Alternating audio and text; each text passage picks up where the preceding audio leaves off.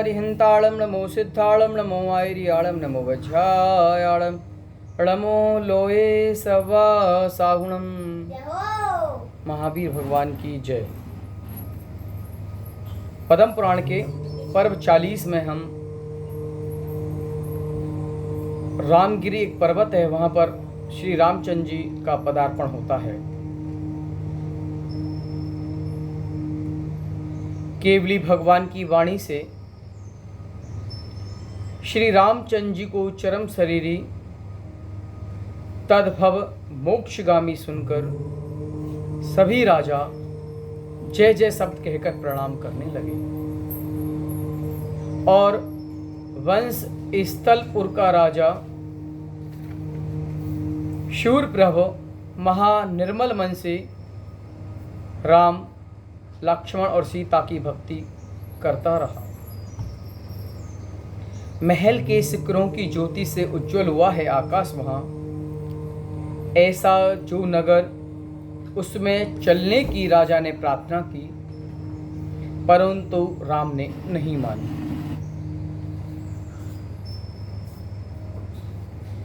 वंशगिरी के शिखर हिमाचल के शिखर समान सुंदर, वहां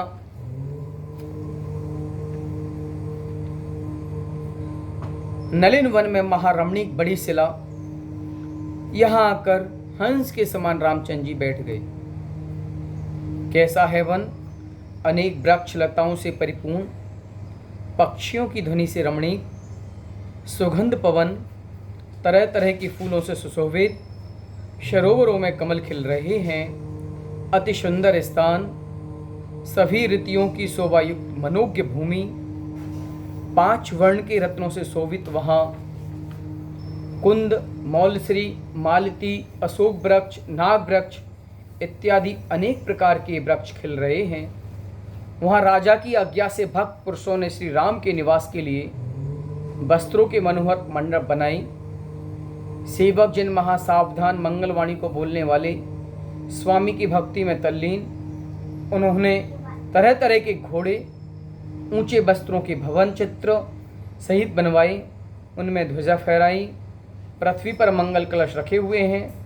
छत्र, चमर, सिंहासन आदि राज चिन्ह की सभी सामग्रियां उपलब्ध हैं। अनेक मंगल द्रव्य हैं। ऐसे सुंदर स्थान पर राम, लक्ष्मण, सीता सुख से रहते हैं। जहाँ जहाँ रघुनाथ पैर रखते हैं, वहाँ वहाँ की पृथ्वी से के राजा अनेक तरह की सेवा करते हैं।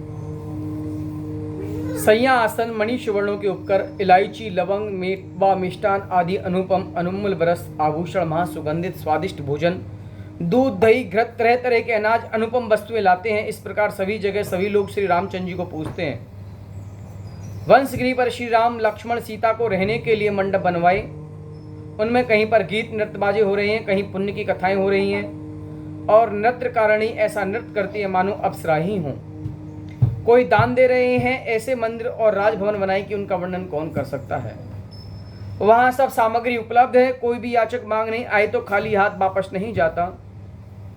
राम, लक्ष्मण दोनों भाई अमूल्य आभूषणों से युक्त सुंदर वस्त्र पहने, मनवांछित दान करने वाले, महायश से मंडित, और सीता परम सौभाग्यशाली, पाप क्रियाओं से रहित, शास्त्रों की ज्ञाता, उसकी महिमा कहाँ तक करें। और वंशगिरी पर्वत पर श्री रामचंद्र जी ने जिनेश्वर देव के हजारों अद्भुत चैत्यालय, जिन मंदिर बनवाई। महादृढ़ है स्तंभ उनके, योग है लंबाई, चौड़ाई, ऊंचाई जिनकी, एवं झरोके, तोरण सहित दरवाजे, कोट, खाई से मंडित सुंदर ध्वजाएं सहित दर्शन करने वाले भव्य जीवों के मनोहर शब्दों से युक्त मृदंग, वीणा, बांसुरी, झांझ, मजीरा, शंख, भेरी इत्यादि बाजों के शब्दों से निरंतर महा उत्सव होते हैं। ऐसे राम के बनवाई जिन मंदिर, वहाँ 5 वर्ण के प्रतिबिंब जिन्हें भगवान के सर्व लक्षणों से पूर्ण सभी जीवों से पूज्य विराजमान थे।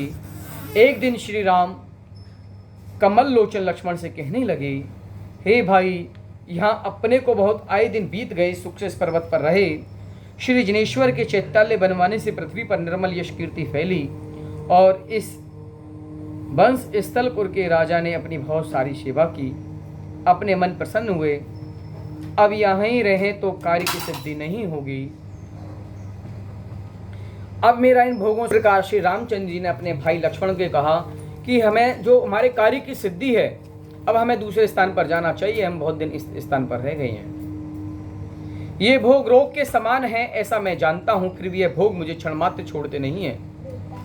जब तक मेरे संयम का उदय नहीं है तब तक ये भोग बिना प्रयत्न से ही आकर प्राप्त होते हैं।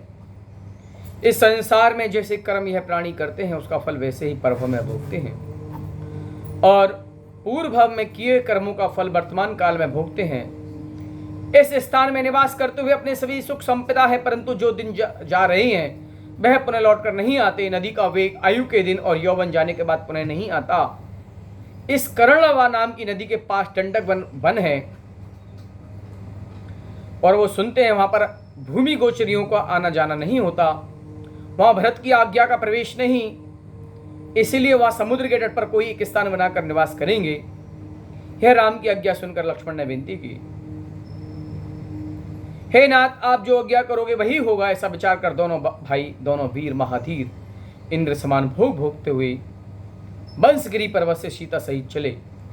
राजा शूरप्रभ वंश स्थल का स्वामी बहुत दूर तक साथ गया।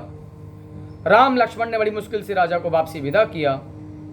राजा बड़ा दुखी हुआ, बड़ा शोक से ग्रसित हुआ उनको विदा करते समय, और वह पुनः अपने नगर में आ गया। कहा गया है श्री राम का वियोग एक शोक का कारण क्यों नहीं हो सकता।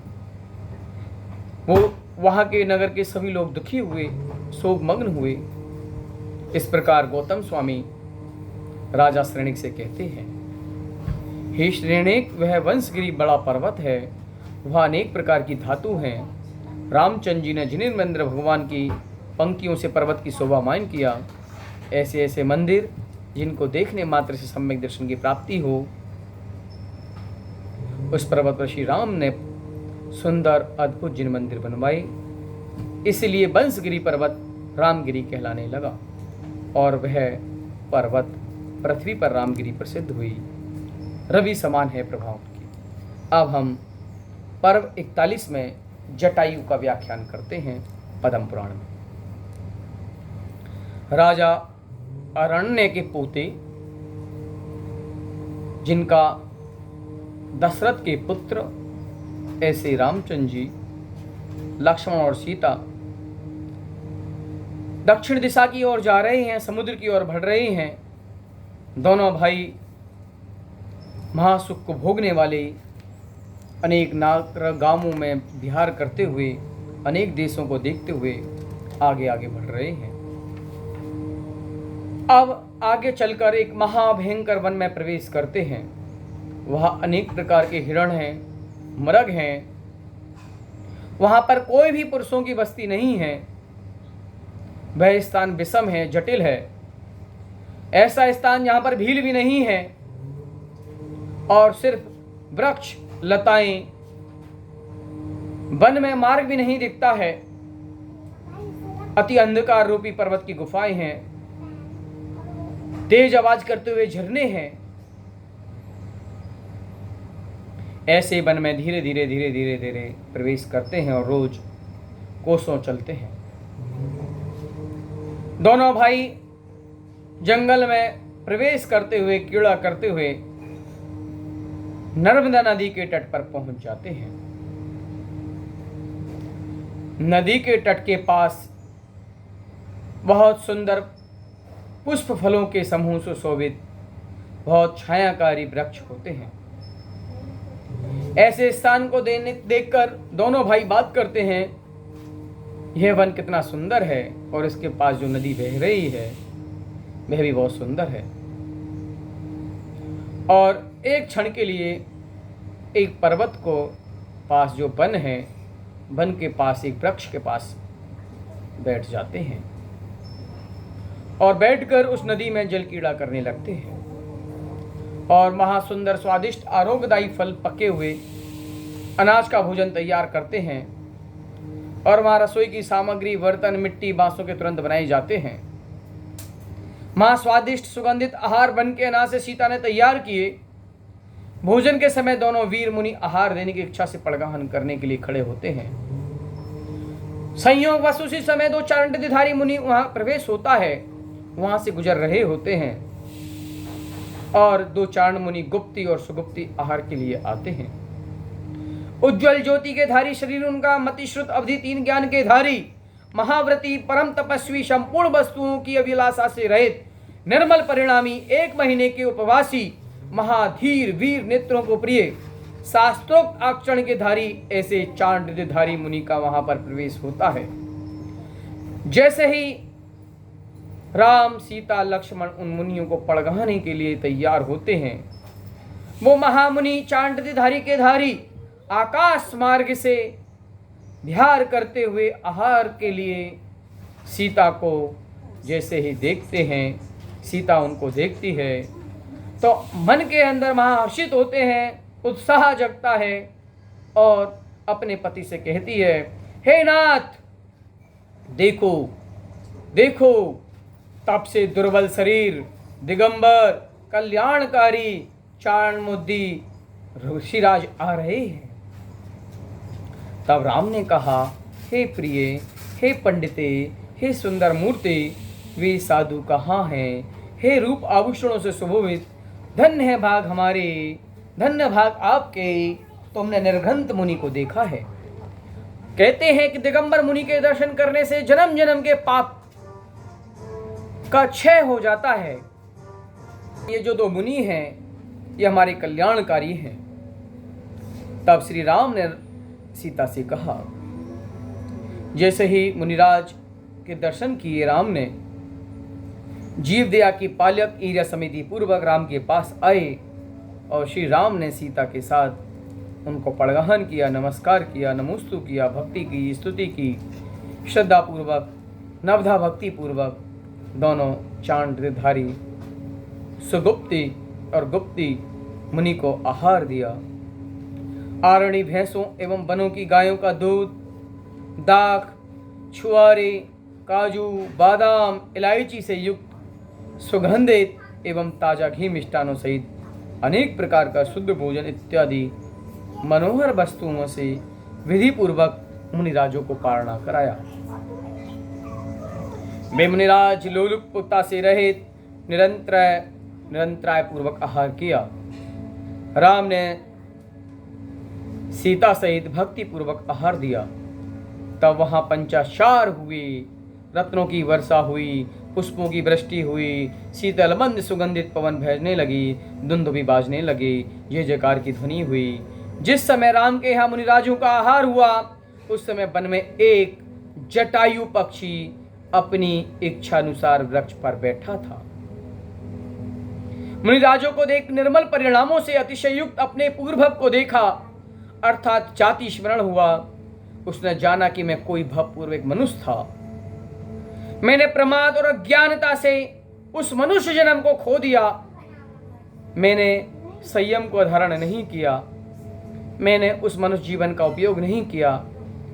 अब मुझे धिक्कार हो रहा है। मैं अज्ञानी हूं और मेरे कोई पाप के कारण यह खोटी अवस्था मुझे प्राप्त हुई है। अब मैं क्या उपाय करूं? मुझे मनुष्य भव में पापी जीवों ने बहकाया।